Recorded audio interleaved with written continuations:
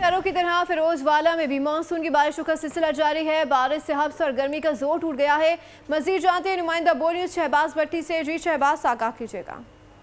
जी बिल्कुल, इस वक्त मौजूद हूँ फिरोजवाला के इलाका रचना टाउन में। जैसा कि आपको पता है कि गर्मी और हफ्स की वजह से जो शहरी नौजवान और बूढ़े हैं उनका घरों को निकलना उनका महाल हो चुका था। और जबकि दूसरी जानिब मानसून की जो बारिशें हैं उनका भी सिलसिला शुरू हो चुका है और गर्मी और हफ्स का जो जोर है वो बारिश होने की वजह से टूट चुका है और बारिश होने की वजह से मौसम खुशगवार हो चुका है। क्या कहना चाहते हैं? जी अल्हम्दुलिल्लाह, बारिश अल्लाह ताला की बड़ी नेमत है, लेकिन बाज़ यहाँ पे नेमत वो ज़हमत बन जाती है। ठीक है जी, हबस तो काफ़ी हद तक कंट्रोल में है, मौसम खुशगवार हो गया है।